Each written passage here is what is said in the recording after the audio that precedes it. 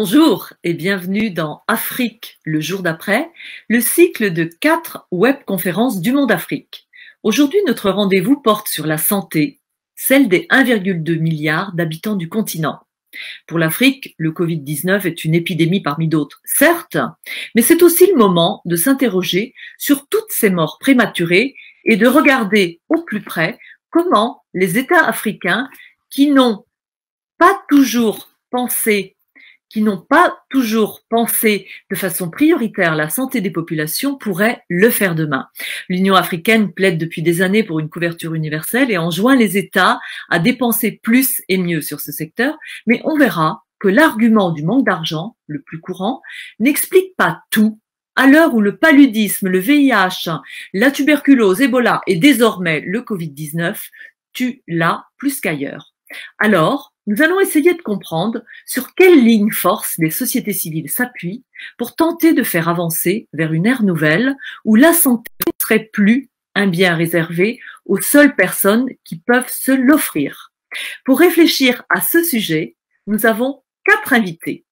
Corinne Ouattara, tout d'abord, en direct d'Abidjan. Bonjour Corinne. Bonjour Marilyn. Alors Corinne, vous êtes la fondatrice de la start-up Passmousso, une sorte de dossier médical numérique qu'on porte en bracelet. Il y a quelques semaines, vous avez été mandatée par le ministère de la Santé pour mettre au point avec d'autres start-upers du continent une plateforme de suivi des patients du Covid. Moins technophile peut-être, mais tout aussi visionnaire, je voudrais vous présenter Simon Caboret, en direct avec nous depuis Ouagadougou. Bonjour Simon. Bonjour Marilyn. Alors vous êtes le directeur exécutif régional de l'ONG RAM, RAM pour Réseau d'accès aux médicaments essentiels. Vous avez un idéal qui est celui d'une couverture universelle pour chaque Africain et plus largement, vous êtes un militant de l'initiative One Health, un mouvement qui promeut une santé globale, incluant les humains, les animaux et nos environnements. Et notre troisième invité est Gilles Yabi, en direct de Dakar, du siège de son think tank Wati. Bonjour Gilles. Bonjour Marilyn. Alors Gilles, vous êtes analyste politique et économiste, vous êtes un peu visionnaire aussi, puisqu'au sein de votre cercle de réflexion Wati, vous avez fait de l'année 2020 l'année de la santé, et c'était bien avant l'épidémie de Covid. Preuve, en tout cas, s'il en fallait, qu'il y a urgence, et qu'à vos yeux, c'est un levier important pour transformer les sociétés ouest-africaines. Notre quatrième et dernier invité, le docteur Ridou Koulibaly, en direct de Ouagadougou. Bonjour docteur. Bonjour Marilyn. Alors, vous êtes économiste de la santé, en charge du financement de la santé et de la couverture sanitaire universelle à l'équipe d'appui interpays de l'OMS pour l'Afrique de l'Ouest.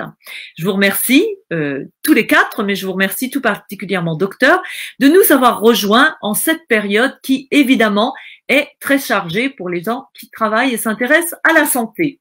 Alors, comme notre temps est compté, on va commencer tout de suite. Je vais commencer avec vous, honneur aux dames, Corinne. Donc, Corinne Maurice Ouattara, c'est à vous qu'on va poser la première question.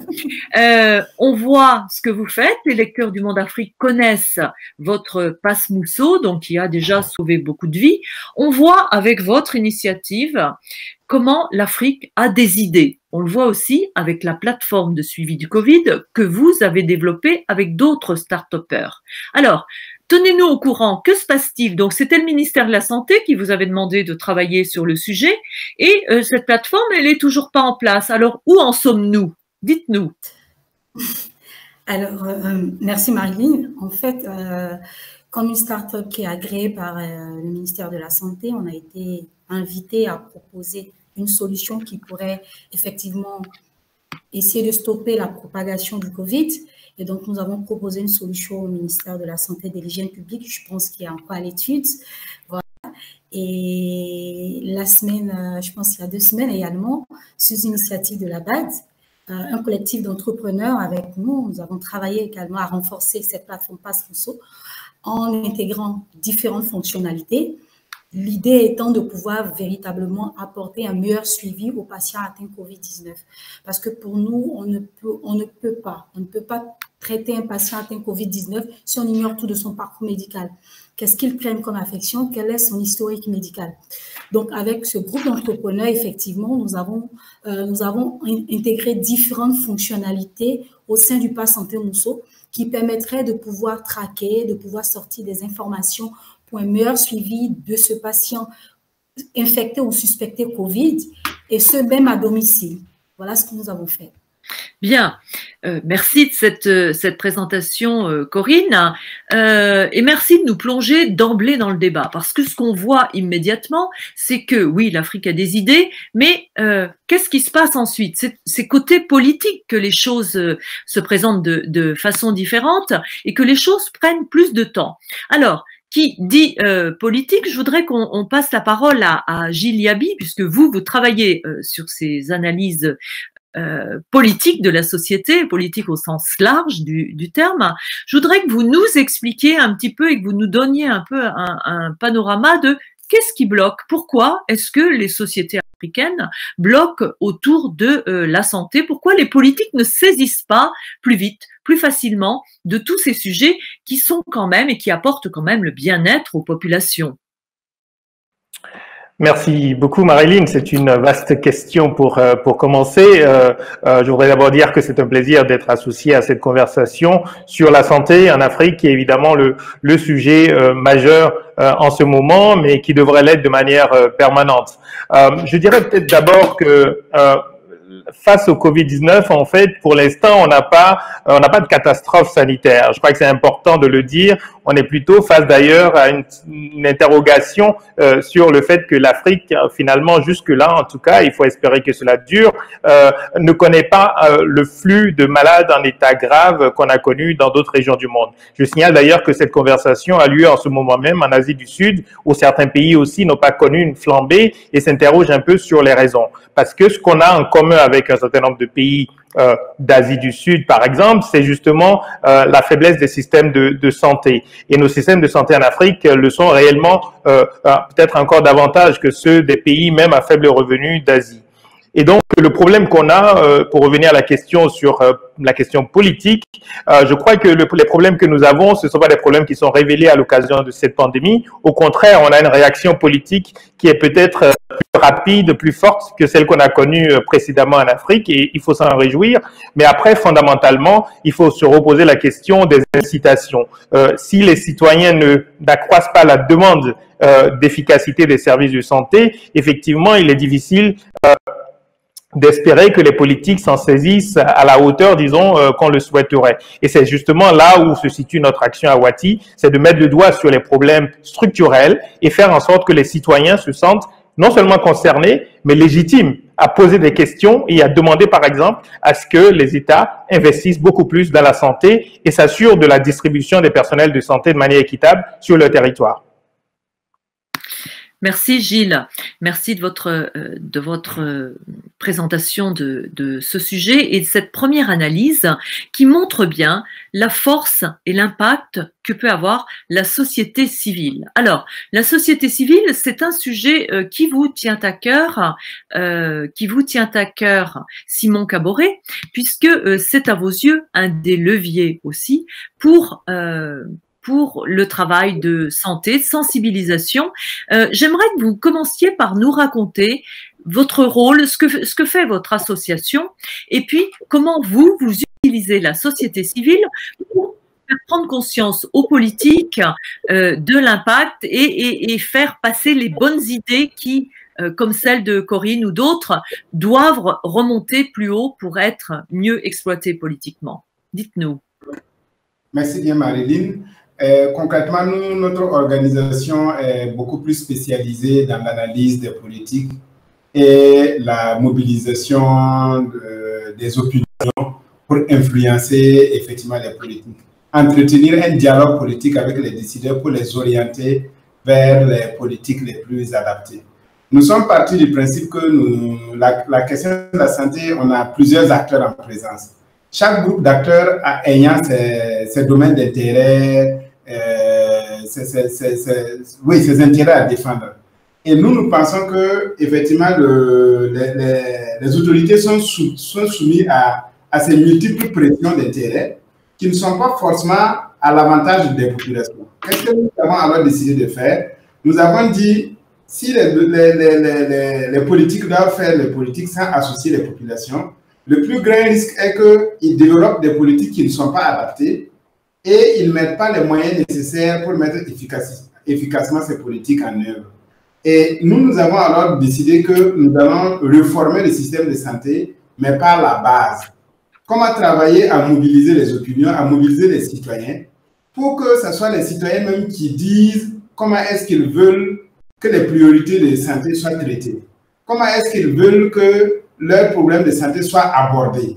Et quels sont les moyens qu'il faut pour effectivement aborder ce problème. C'est ce travail que nous menons et nous pensons que c'est ce réveil de conscience citoyen qui peut contrebalancer certains lobbies tels que les firmes pharmaceutiques et autres lobbies qui malheureusement viennent déformer les politiques dans nos pays. C'est l'essentiel du travail, réformer le système par la base, par les bénéficiaires même de ce système.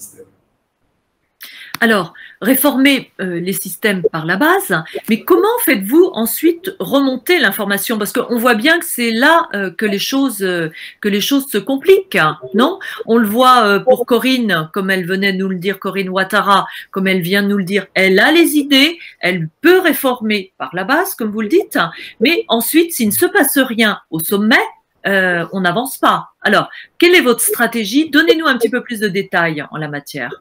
Avec vos brigades, que font vos brigades? Dites-nous. Effectivement, dans le cadre du Covid, justement, nous avons mis en place des cellules citoyennes de veille sanitaire dans les quartiers, par exemple, des villes de Ouagadougou. On est en train de l'étendre dans les autres villes du Burkina.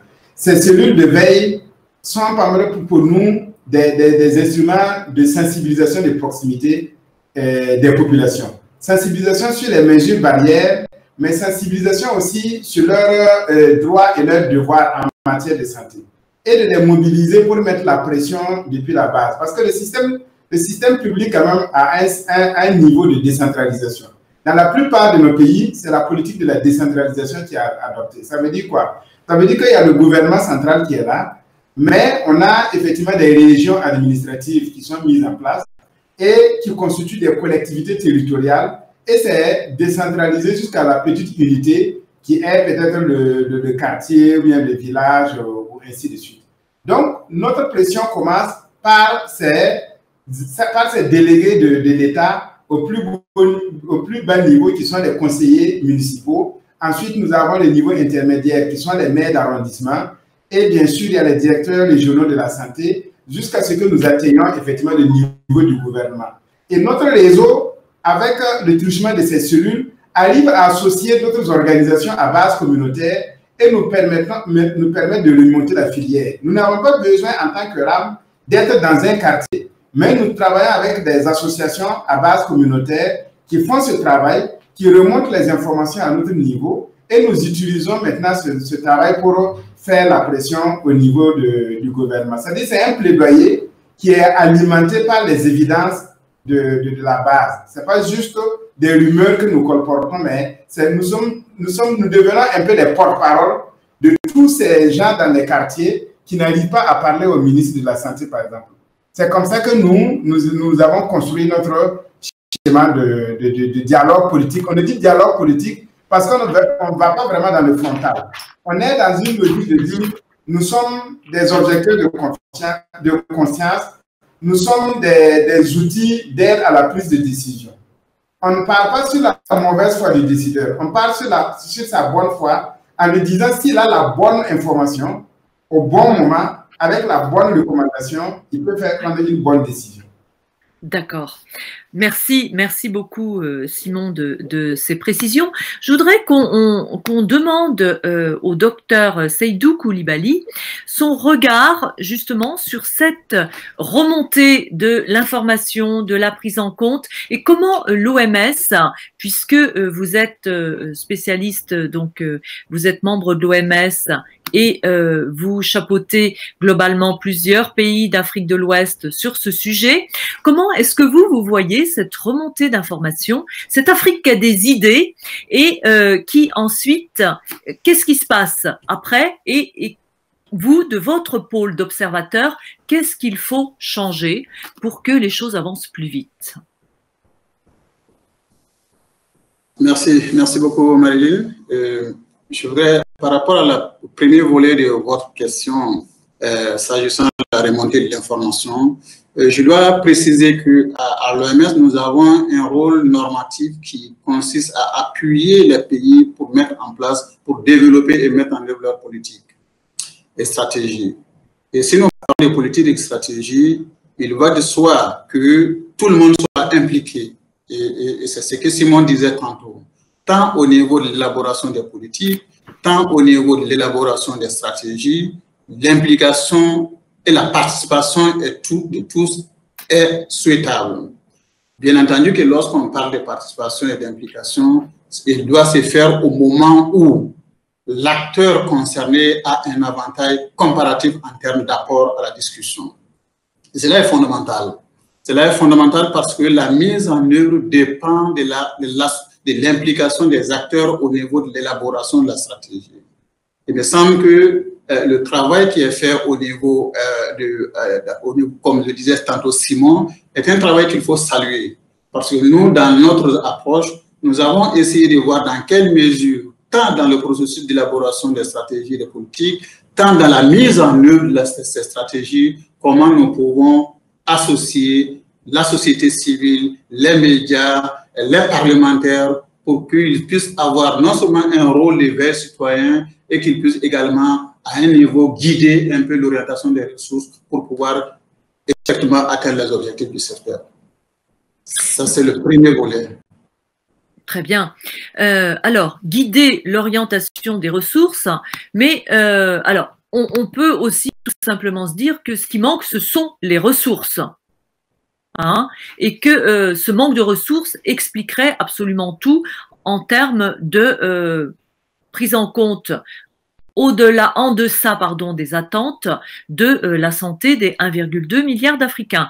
Est-ce que, à vos yeux, c'est recevable comme analyse, Gilles Yabi, parce que vous avez travaillé sur le sujet. En fait, est-ce qu'on optimise ces budgets qui sont placés sur la santé? Comment est-ce que vous voyez tout ça?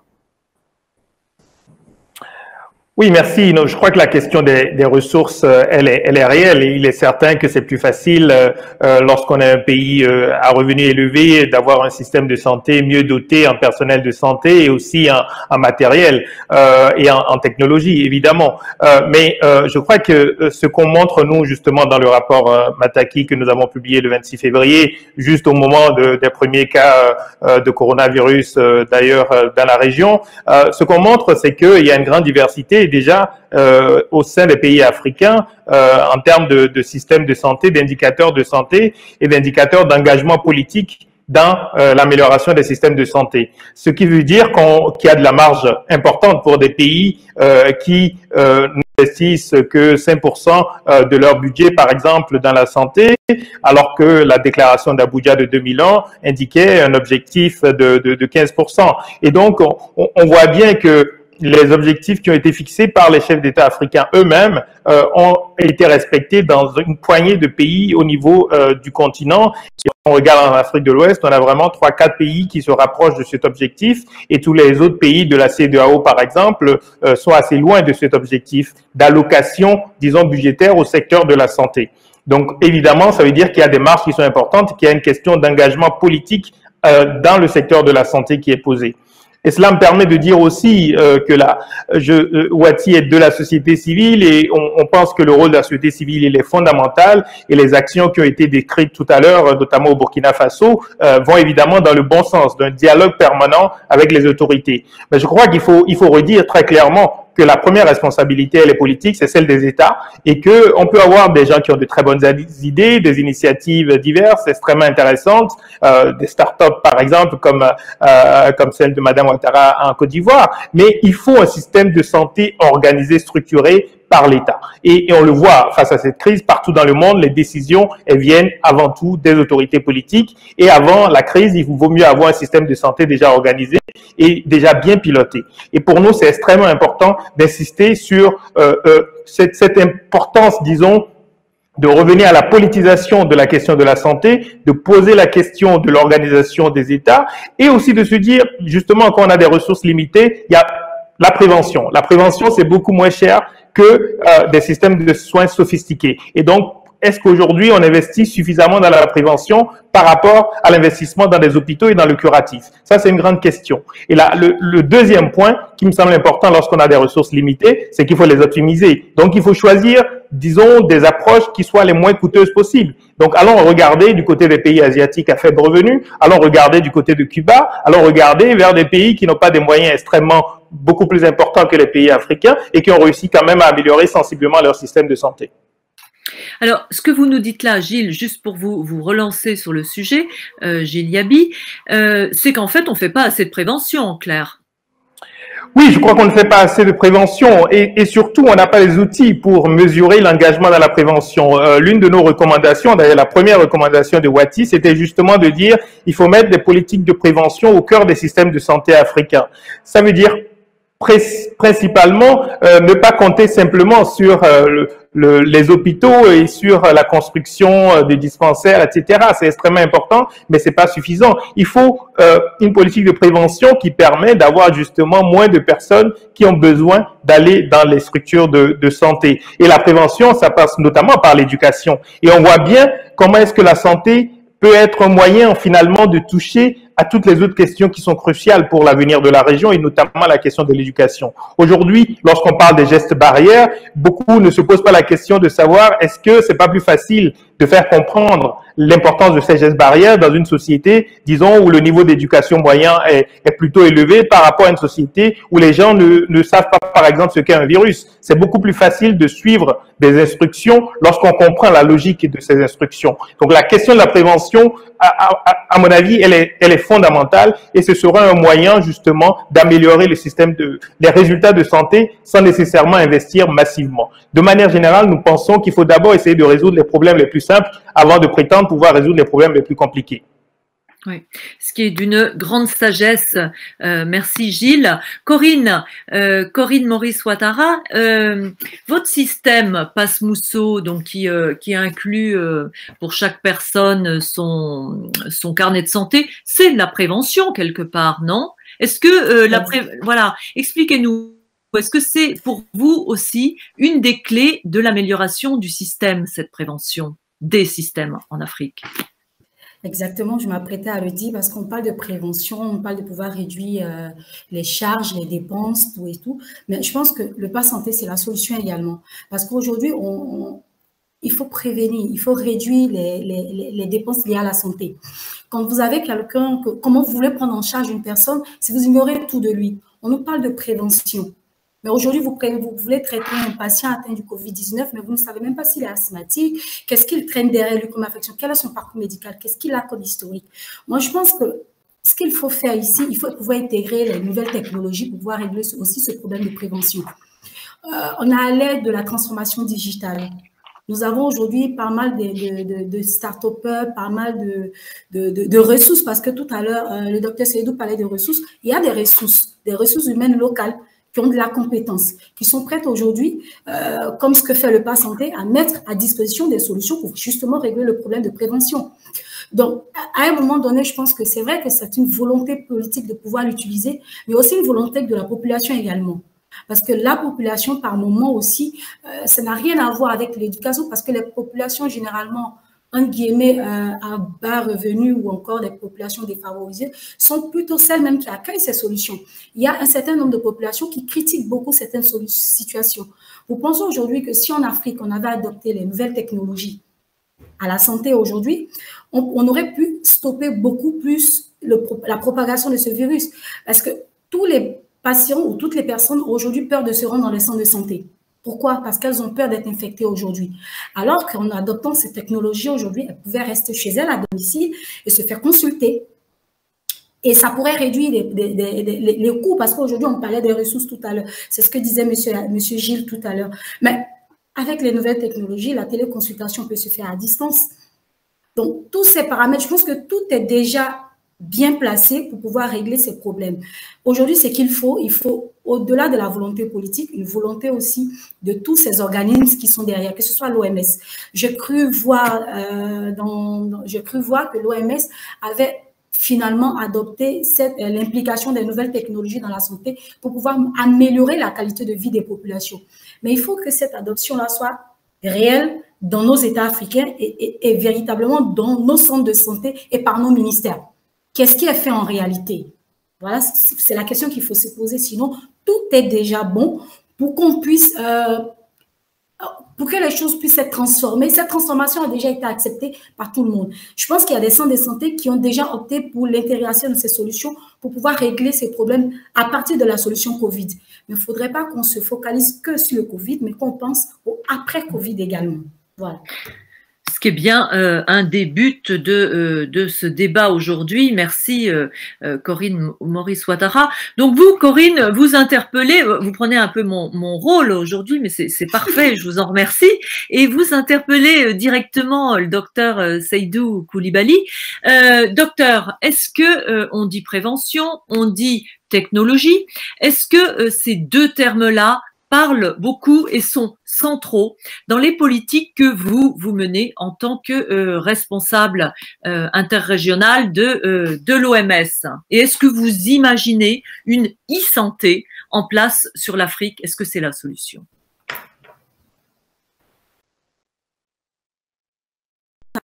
Docteur.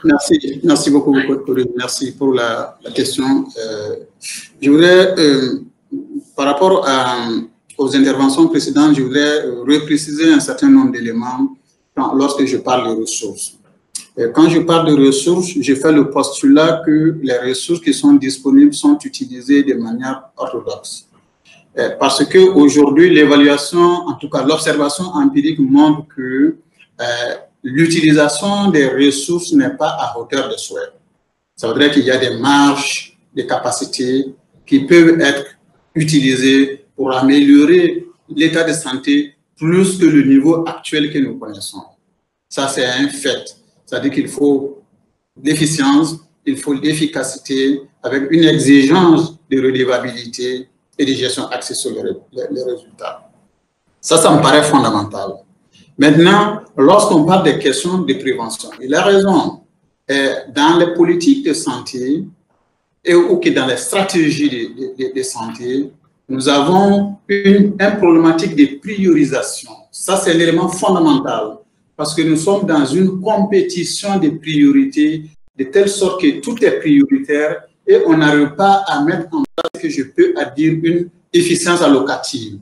C'est-à-dire quelles sont aujourd'hui les stratégies qui sont porteurs de résultats, qui peuvent me permettre d'atteindre mon objectif en termes d'amélioration de l'état de santé. Il va de soi que les activités de prévention peuvent et doivent pouvoir aider. Et c'est pour ça qu'on parle des soins de santé primaires.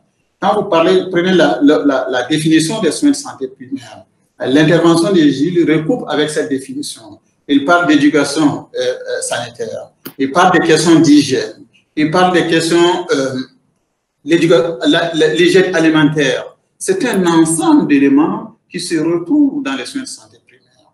Il parle même du changement de comportement.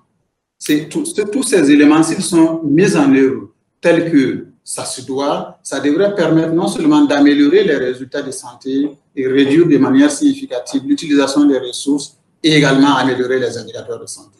Ça, c'est un élément important. Et par rapport aux nouvelles technologies, depuis longtemps, nous avons au niveau du système de santé une division qui s'occupe des questions de technologie. Que ce soit au niveau des médicaments, je pense que Simon, les questions liées aux médicaments, que ce soit les questions liées au laboratoire, la technologie est un élément qui ne peut qu'être pris en compte aujourd'hui dans le développement sanitaire de nos pays.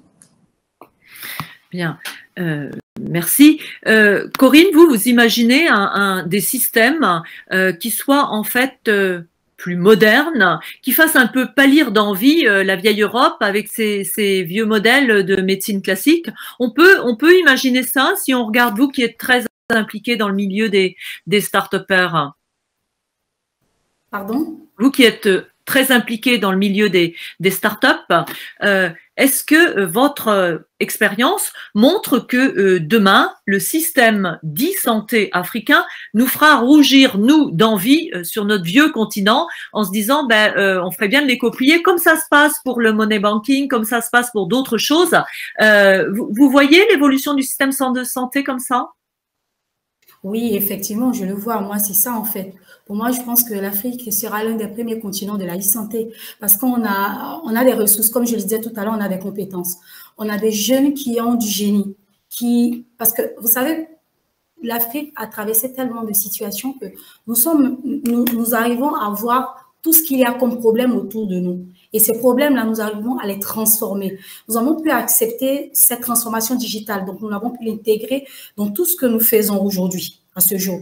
Donc, on a pu intégrer, vous voyez, en un rien de temps, je pense, on a pu sortir pas mal de solutions. Quand vous regardez toutes les solutions que toutes ces startups africaines ont sorties aujourd'hui pour pouvoir stopper la propagation, que ce soit au Burkina, que ce soit au Sénégal, tous ces startups africaines ont compris effectivement qu'elles ne pouvaient compter sur elles pour pouvoir agir là maintenant en toute collectivité. Donc moi, je pense véritablement que cette situation nous montre que l'Afrique de demain, avec la e-santé, c'est la révolution. Et ce serait le premier continent de la e-santé parce que tout se prête à nous dire que on est à même aujourd'hui de pouvoir l'intégrer. Et ça n'a rien à voir avec les problèmes de connectivité et tout ce que vous voyez. On arrive à intégrer les USSD, on arrive à intégrer des langues locales pour pouvoir faciliter les échanges avec les populations en langue, dans les zones rurales, donc faciliter l'accès à l'information parce que M. Gilles parlait de communication et de sensibilisation. Donc, ça, on arrive à le faire avec des applications. Donc, je pense que l'Europe a tout envié à l'Afrique, je pense. Oui, mais c'est clair. Vous avez un message plein d'espoir. Gilles Yabi, ça permettrait d'économiser énormément, d'imaginer un système d'e-santé global. Est-ce que c'est quelque chose que vous avez travaillé, vous, à Wati, ce thème-là?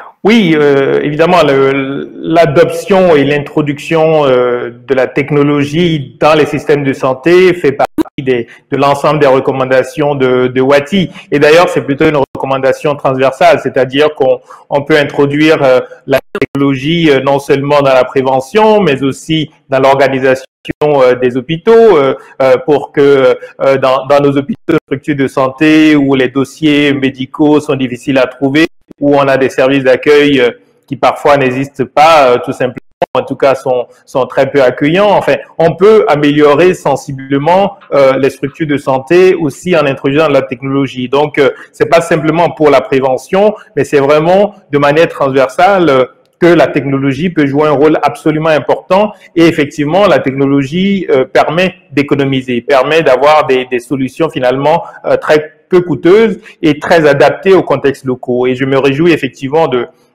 la participation de Madame Ouattara qui souligne justement cette énorme flexibilité des startups, de toutes ces personnes qui créent des applications adaptées aux contextes locaux, aux langues locales, etc. Donc moi, je crois totalement à ce message sur l'importance de l'e-santé. Mais j'apporterai quand même un bémol en disant, par contre, je ne crois pas aux solutions miracles. Je ne pense pas que la technologie dans le domaine de la santé, comme dans celui de l'éducation ou dans tous les autres domaines, puisse suffire à apporter des réponses à des problèmes, à des défaillances qui sont structurelles. Les personnels de santé, on n'en a pas encore beaucoup parlé. Je crois que c'est fondamental. On peut améliorer les technologies, mais si on a 2 ou 3 médecins pour 10 000 habitants dans les pays, c'est le cas un peu dans les pays d'Afrique de l'Ouest, hein, il y a des pays qui sont même pas à un médecin pour 10 000 habitants aujourd'hui.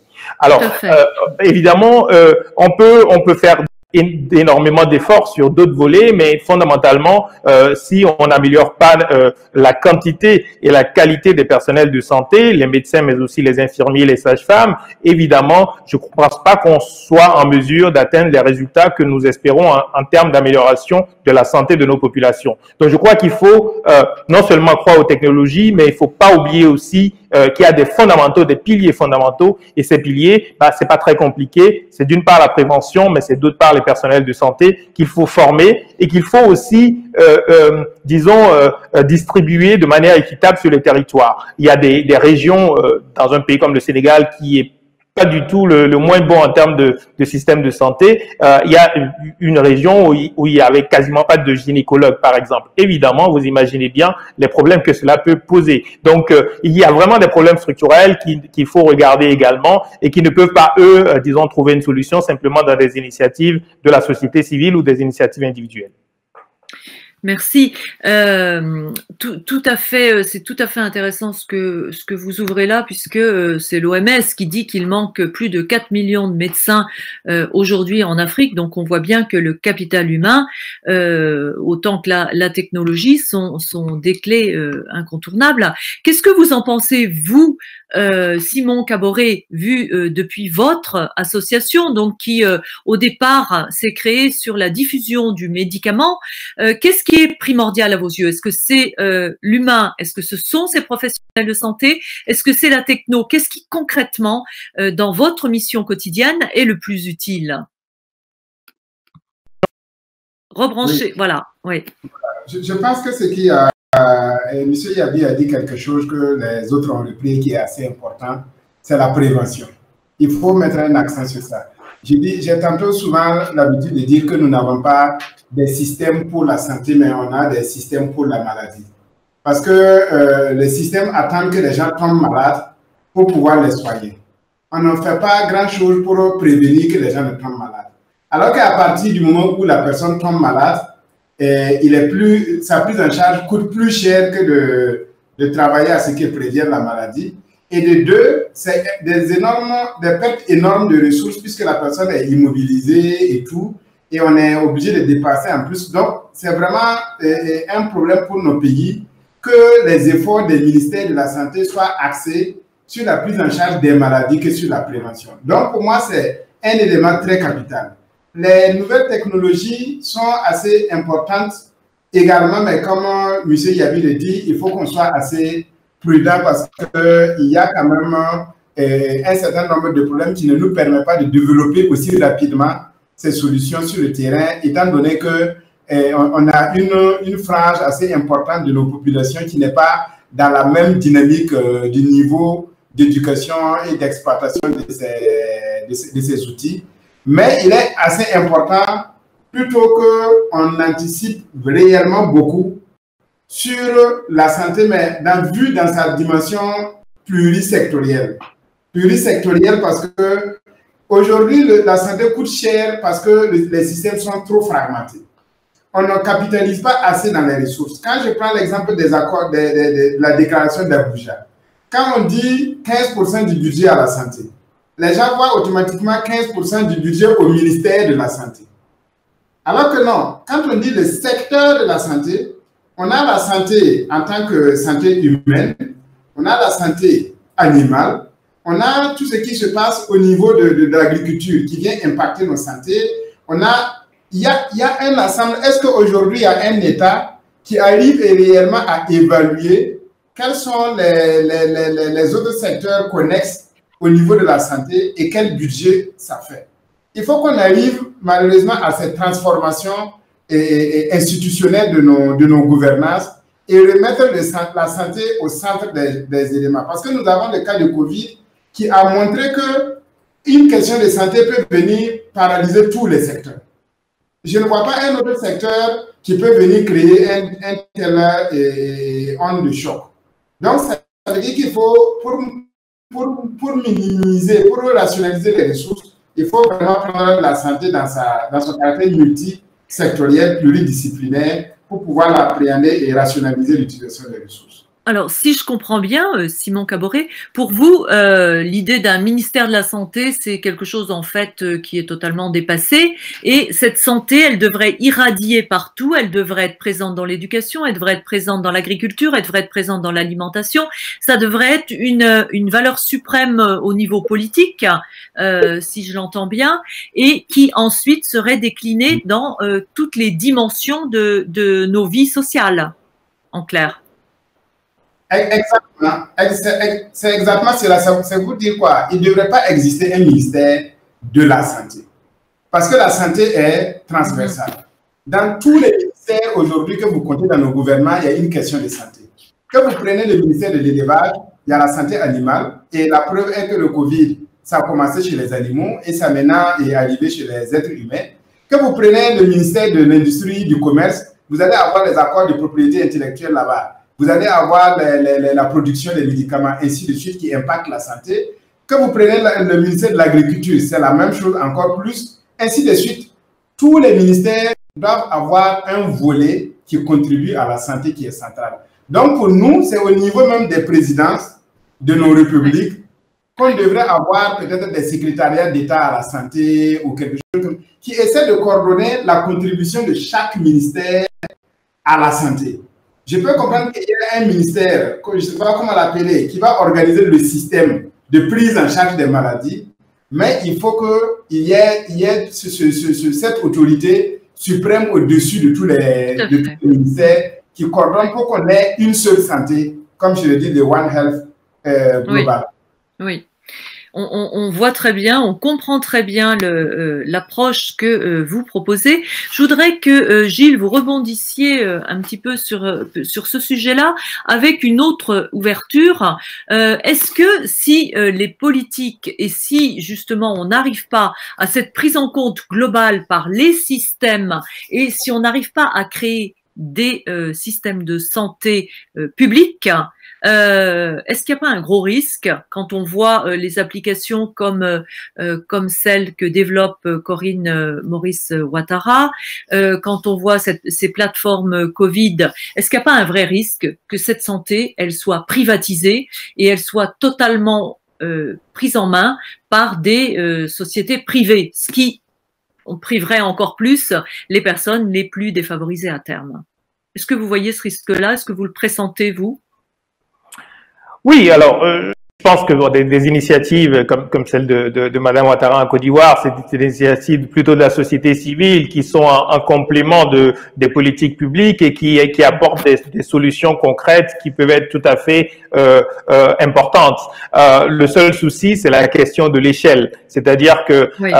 Ces initiatives peuvent permettre vraiment d'avoir des résultats extrêmement positifs auprès de certaines communautés, peut-être dans plusieurs régions d'un pays, mais c'est difficile d'avoir, disons, des initiatives de la société civile ou des initiatives purement privées qui pourraient être à l'échelle et concerner vraiment toutes les catégories de la population.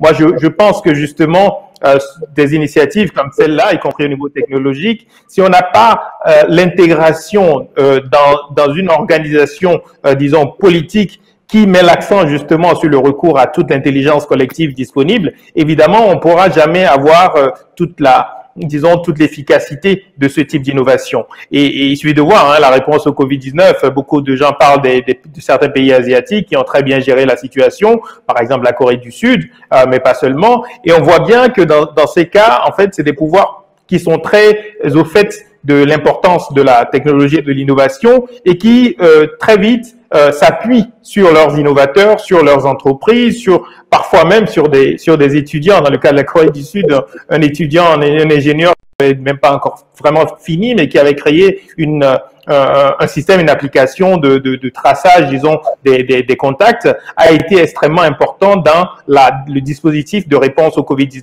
Donc, ce que je veux dire, c'est qu'il faut avoir quand même toujours des pouvoirs publics qui soient au fait de l'importance de la recherche, de l'innovation et que ces initiatives rentrent dans le cadre de quelque chose qui est organisé et qui permet d'avoir cet effet d'échelle. Et l'autre, évidemment, le risque majeur que vous soulignez, c'est un risque d'inégalité. Pour moi, c'est très important de mettre l'accent sur des politiques publiques de santé qui soient guidées par la réduction des inégalités. Merci. J'aurais aimé vous faire aussi réagir sur le sujet, docteur Seydou Coulibaly, mais malheureusement, comme le temps passe, je crois qu'on va passer tout de suite aux questions qui nous sont remontées par nos internautes. Je voudrais qu'on commence par une question que vous allez voir s'afficher à l'écran, et elle va être pour vous, docteur Coulibaly. Est-ce que, en fait, la richesse richesse médicale de l'Afrique, c'est pas sa médecine traditionnelle. On le voit avec l'artémisia et le médicament préventif malgache. C'est une question qui nous est posée par Moussa, 45 ans, depuis Bamako. Qu'en pensez-vous, docteur Coulibaly? Est-ce que on intègre assez ces médecines traditionnelles dans tous nos développements aujourd'hui de système de santé? Merci. La réponse est oui. La réponse est oui. La médecine traditionnelle est intégrée dans la réflexion du renforcement du système de santé. Et dans beaucoup de pays, il y a même des médicaments traditionnels améliorés qu'on peut trouver dans les rayons, dans les officines. Donc, oui, la médecine traditionnelle est un élément important. Et je pense qu'en termes de résilience même du système de santé, parce que quand on parle de résilience, on parle d'autonomie. Et quand on parle d'autonomie, on parle des solutions propres. Et je crois que dans cette perspective, il est important que les investigations puissent être poussées dans le domaine de la médecine traditionnelle pour pouvoir mettre en place des médicaments qui puissent répondre aux besoins de santé des populations. Et une collaboration, bien entendu, est nécessaire également entre la médecine moderne et la médecine traditionnelle.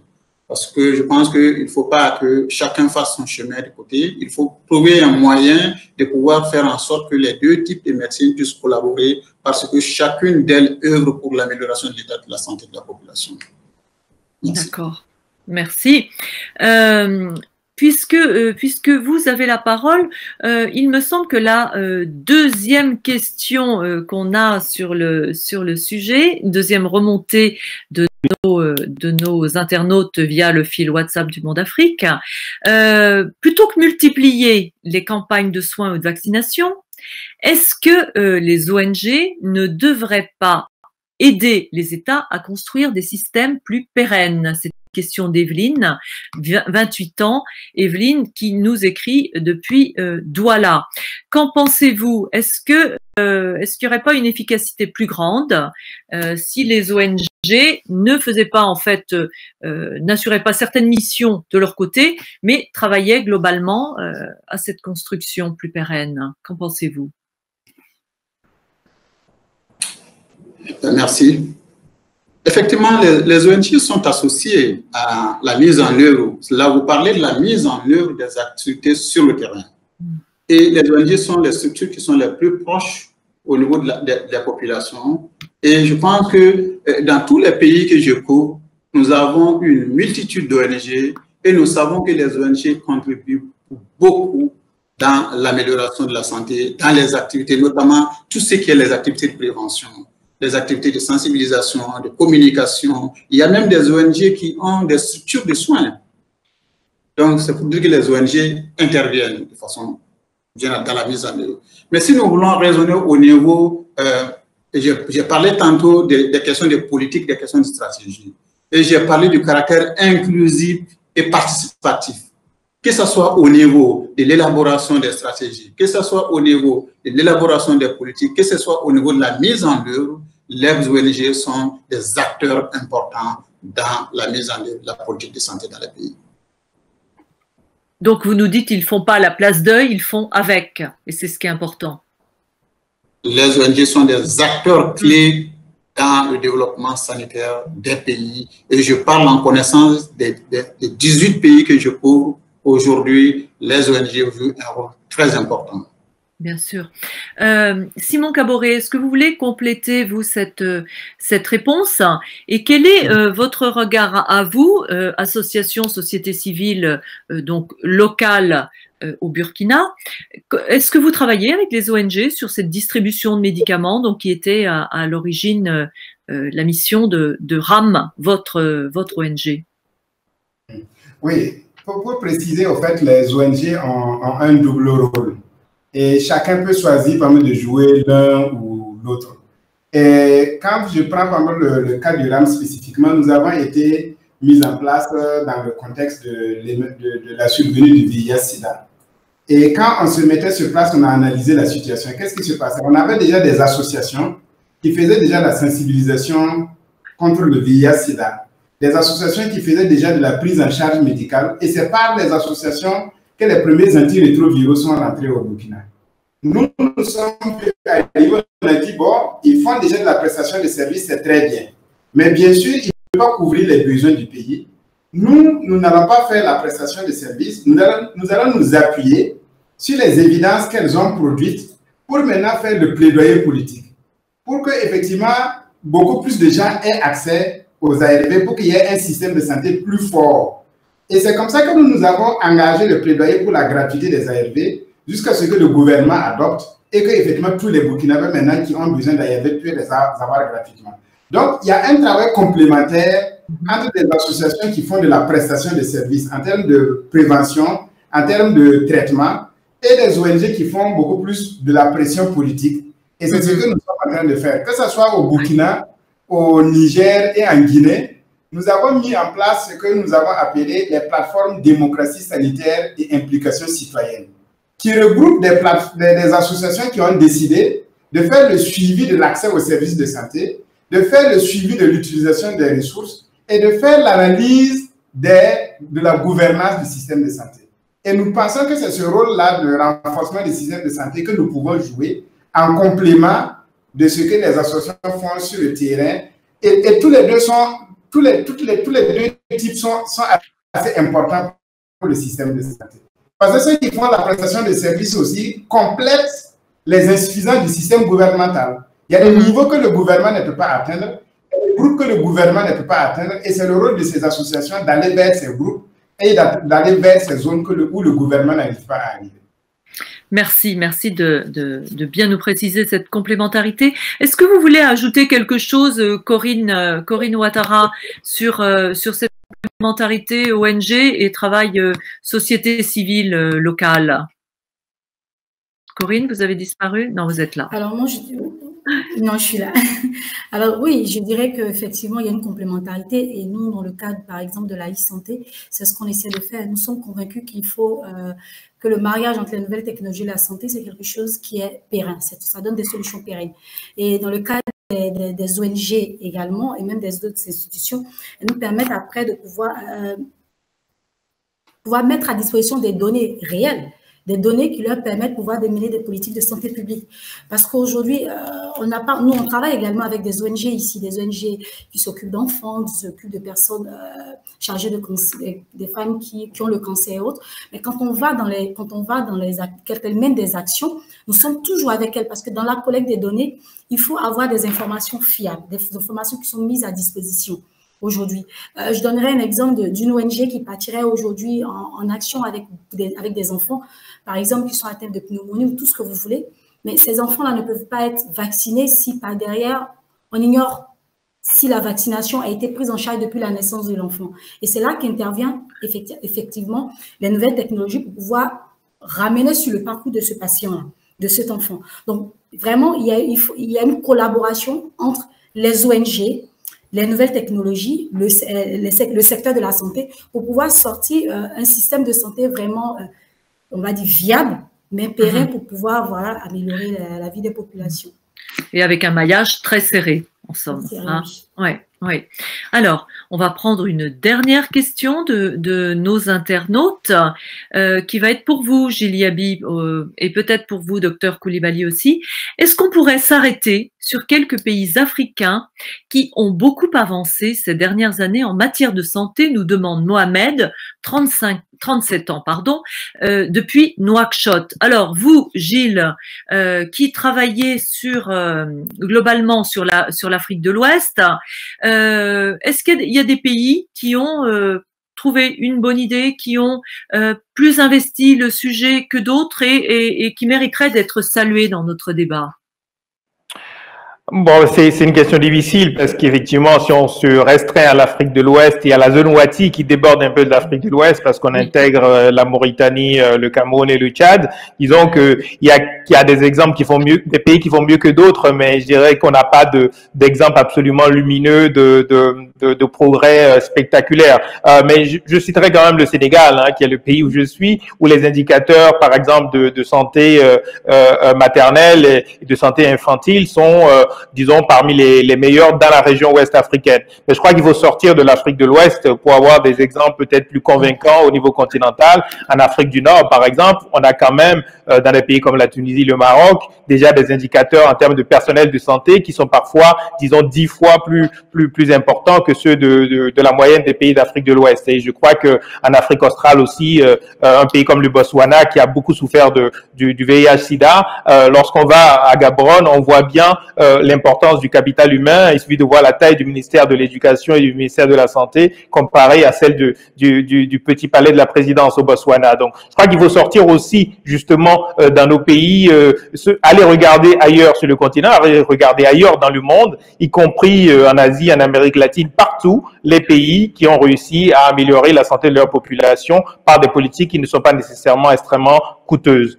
Alors, je voudrais quand même rebondir très rapidement sur la question précédente, parce que pour moi, elle est centrale.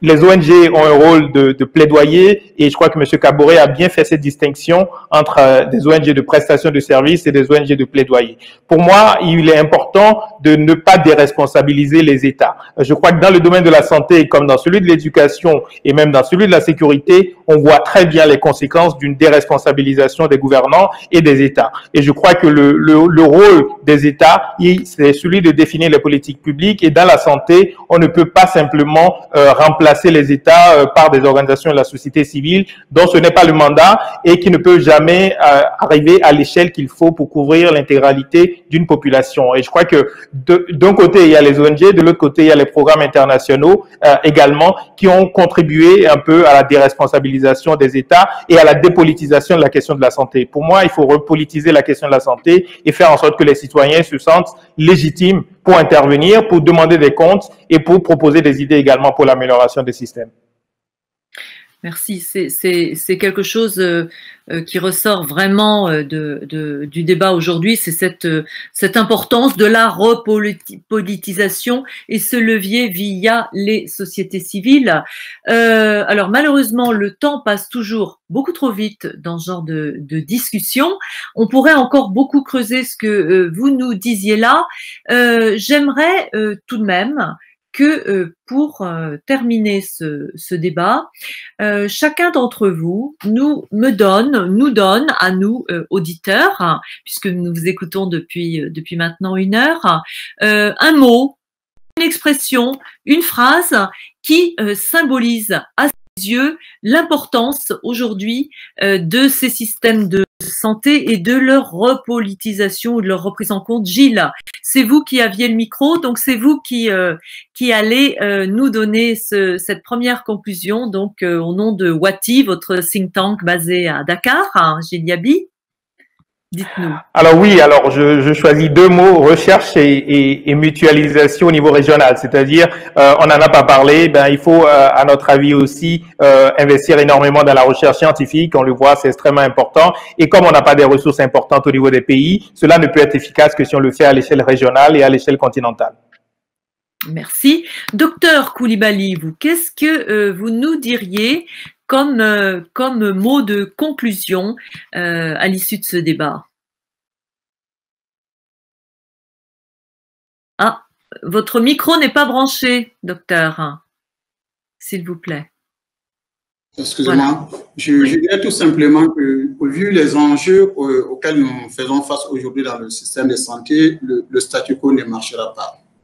Nous avons besoin des investissements plus importants et des mécanismes innovants de mobilisation des ressources, pour également bâtir des partenariats pour véritablement soutenir le recrutement du personnel dans le système de santé, parce que c'est par là que la résilience va passer.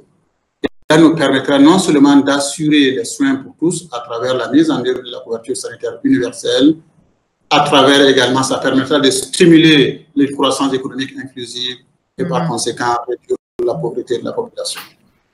Parce que vous avez raison, on n'a pas parlé de cette croissance qui est aussi directement liée à la bonne santé des populations, mais ce sera pour un débat à venir.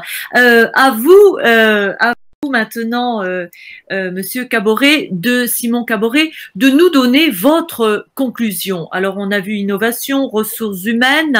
Qu'est-ce qui vous semble essentiel pour conclure ce débat? Moi, globalement, c'est la santé au cœur de nos politiques de développement. Il faut qu'on amène la santé vraiment au cœur de... Quel que soit ce que nous allons avoir comme développement, que ce soit dans l'armée, l'industrie et tout, il a été démontré par le Covid que sans la santé, il n'y a rien qui marche. Donc, il faut qu'on remette la santé au cœur de nos stratégies, mais il faut vraiment qu'on voit au mieux comment on associe les communautés à ça, à cette santé. Parce que comme le proverbe le dit, tout ce que vous allez faire pour nous, sans nous, sera contre nous. Donc, vraiment, il faut indéniablement mettre la santé au cœur du développement et mettre les communautés au cœur de la santé. Message bien passé. Corinne, c'est vous qui avez eu la première question, c'est vous qui nous donnerez la conclusion de la conclusion. Quels sont les maîtres mots pour vous de ce débat? Alors, pour nous, c'est révolution et complémentarité. Alors, parce que nous mettons à disposition des outils. Voilà, des outils qui vont permettre à pouvoir améliorer la qualité de soins des populations. Cela implique bien évidemment la formation du personnel de santé, la sensibilisation et la formation des usagers, comme a dit tout à l'heure le docteur, parce qu'il faut également proposer des solutions qui vont s'adapter aux réalités des populations en zone rurale. Donc, nous révolution parce qu'on va intégrer des nouvelles technologies en se basant sur les réalités locales, mais complémentarité parce qu'on ne vient pas substituer les professionnels de santé, mais on vient en appui en apportant des solutions qui vont permettre à pouvoir améliorer la vie des populations. Voilà. Merci beaucoup. Merci de ces maîtres mots et de ces idées forces.